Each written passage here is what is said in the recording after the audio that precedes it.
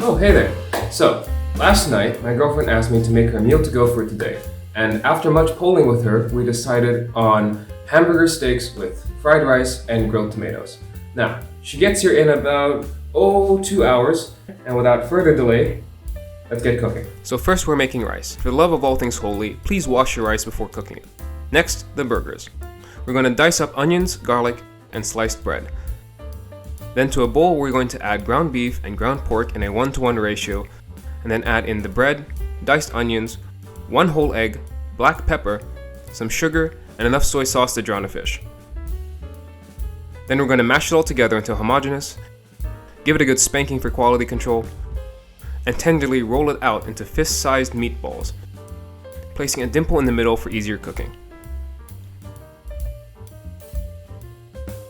Now the sauce.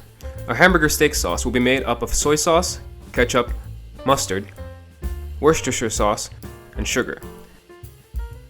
Give it a thorough mixing and it's done. Now onto the fun part. We're preheating our grill on medium-high and then gently placing down our burgers. Let them cook for about 4 minutes, a little longer if they're very thick, flip, and cook for another 4 minutes. Let your utensils get to know each other while you're waiting, and then we're pouring in our sauce, inhaling all of the good fumes, simmering and reducing. And now, onto our rice. In a wok or large frying pan, add a gracious amount of oil. And once ripping hot, toss in the diced onions and garlic from earlier.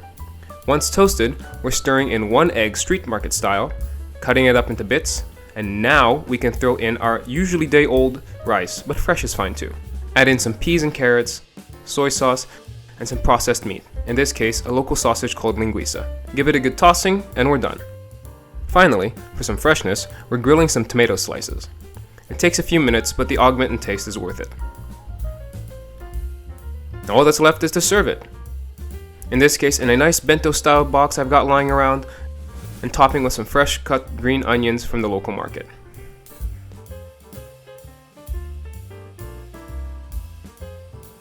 Whew, and we made that with 30 minutes to spare. Actually, she arrived a little bit early, which means it's actually just in time. Here's a final look at the final product.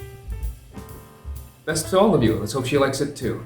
So, they tell me that I'm never gonna make it. They want me to do something that can make sense. They hate when I keep dreaming I'll be famous, but